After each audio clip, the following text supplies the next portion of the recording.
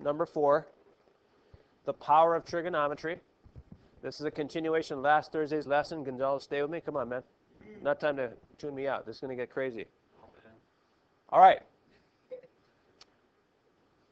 We have a right triangle. We know this is a right triangle because there's a right angle in it. Our mission is to solve for x, the missing side. We cannot use Pythagorean theorem that I taught you about 3 weeks ago. You guys remember from last Thursday why we cannot use Pythagorean theorem? Can anybody tell me? That'd be close, sort of. Right, we need to know 2 out of the 3 sides. In this case, we only know one side, which is 3, so Pythagoras will not be helpful at this point. But it doesn't matter because we know trigonometry now. All we need is one side and one acute angle, and we're in business. Let me say that again. All you need is one side and one acute angle, and you are in business. I know one side is 3. I know one acute angle is 70 degrees. We're in business. Watch this. Let's use the tangent of 70 degrees. Stay with me.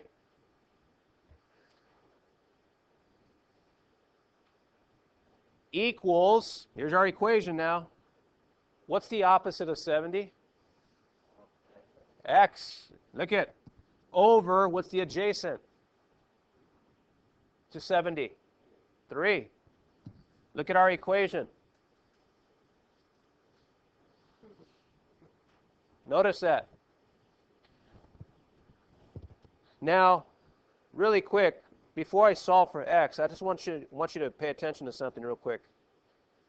Before I solve for x, let me review something really fast. Just pay attention, don't write jack down. Watch.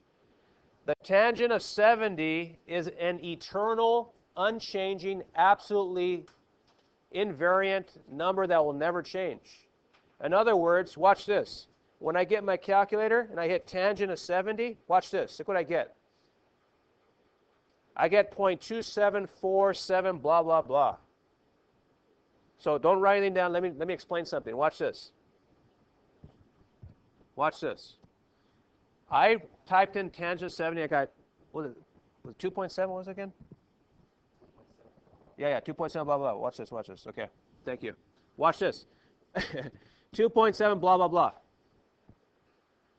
What that means, ladies and gentlemen, what that means, Castillo, is that no matter how, look at this right triangle, we're smaller. Look at, how about even smaller? How about bigger? Look at this. Notice how 70 degrees does not change. How about if the triangle is even bigger?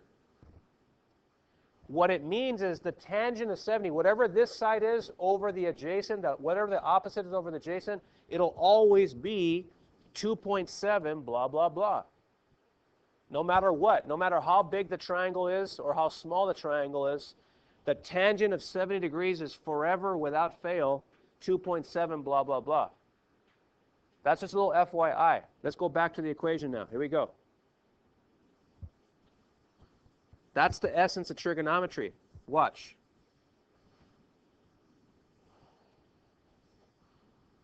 Let me just rewrite it here. So the tangent of 70, is some number we just found out is 2.7 blah, blah, blah, equals x over 3. So now, remember last Thursday, we want to get x by itself. So if I want to get x by itself on an equation, I got to get rid of whatever numbers are next to x. In this case, it's the 3. So I'm going to do the opposite of dividing by 3. I'm going to multiply by 3. Do that with me on your notes here. So if I multiply by 3, look at it cancels out the 3. I have x equaling, look at, on the left side I have 3 times this eternal number. I told you this was eternal. The tangent of 70 is some eternal ratio that never changes, no matter how big or small the triangles. So 3 times that eternal number is going to be what x is.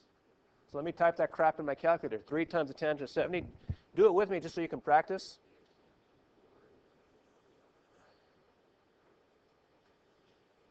.24 blah, blah, blah. What we're going to do, we'll round to the nearest tenth for our notes.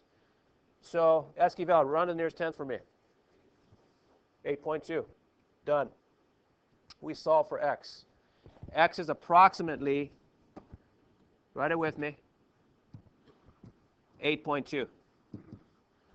All it was just typing this crap in your calculator, it spit it out. That's it. We solved for x. We didn't even use Pythagorean theorem. Questions so far? Let's go to example 5.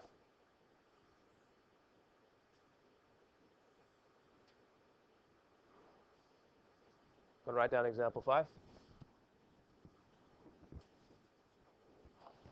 Copy that down, please.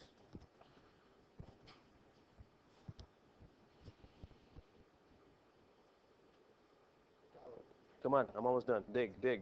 Be tough. Here we go. Do we have a side and an acute angle?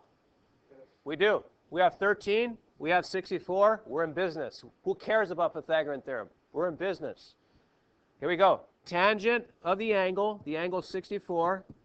Rios, what's opposite 64? Beautiful. Esquivel, what's adjacent 64? You're awesome. We're rocking and rolling. Lavieta, how do I get x by itself? Beautiful, because right now that's the opposite of dividing, so it'd be multiplying. Perfect. So I'm going to multiply both sides by 13. We're rocking and rolling. Let's see what we get. Bye-bye to that. X is going to be whatever I type in right here. The rest is calculator button pushing. So this is literally one-step equations we're dealing with. There's no need to cry. Go ahead, Esquivel. One more time, Esquivel. One more time. Thank you. So let's go 26.7 then. Approximately. Hit that. By the way, type this in your calculator on your own so you can practice, please. Do that on your own. Type in 13 times 10 to 64. You're going to get 26.7 approximately. We're rocking and rolling. We're doing trigonometry in Mugia's class. This is wonderful.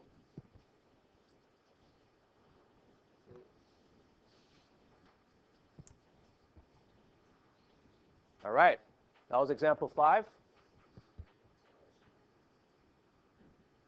I'll write down example 6 here. I think 8. Stop whining, Valdez. Come on. That's not a puppy?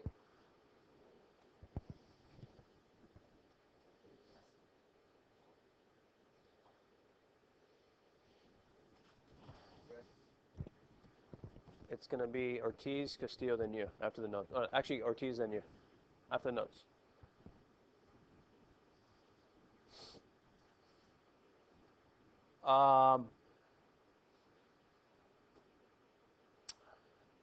Let's see here.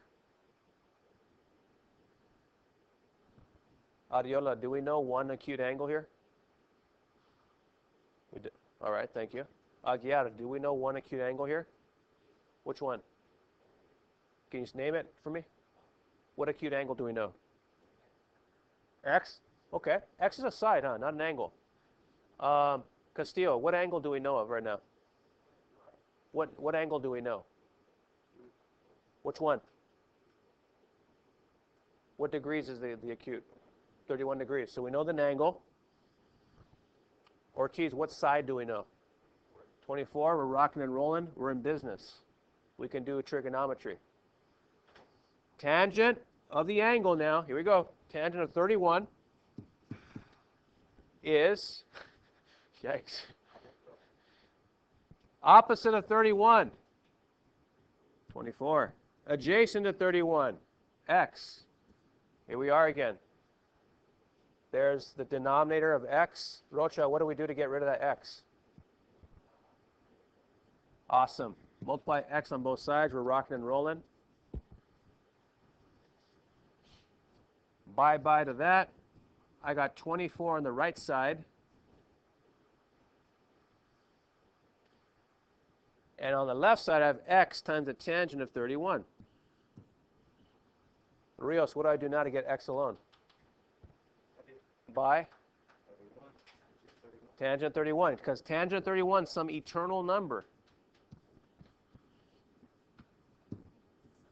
We're rocking and rolling. Bye-bye to that. X is going to be approximately, help. 39.9 sounds good to me. Unless someone objects.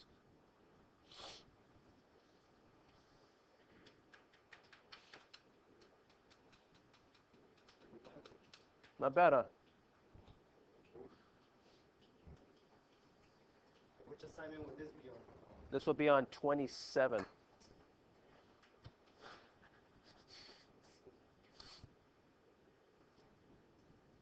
Number 8, last one. Last but not least.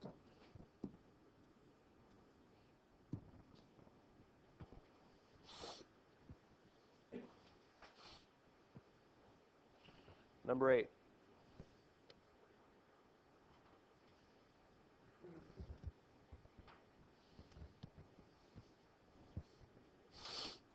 Copy this one down. Last one. Unless you want some more. You want to do some more?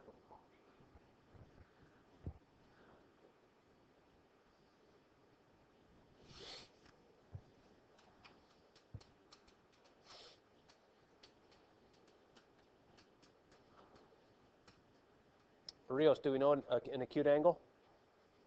Which one? Beautiful. Aguiar, do we know a side? We're rocking and rolling. We know a side, we know an acute angle. We're ready for the tangent. Tangent of the angle 65. Laviera, what's opposite to 65? 29. There's our ratio. What's adjacent, Castillo, to 65? X. You guys starting to see the hang of this, huh? Ah. Well, if you're absent, yeah, you're probably in outer space right now. No worries. I'll bring you back to Earth. Franco, how to get rid of that X? Bye. There's the X's are gone. I got 29 on the right. I got X times the tangent of 65 on the left. I trust you're starting to see the ease of trigonometry at this point. Tangent 65. Tangent 65. Yikes. Sorry for my chicken scratch. Bye-bye to that. X is approximately, somebody help me. Sounds good to me, unless anybody objects. 13.5. We solve for that side. Trigonometry is beautiful.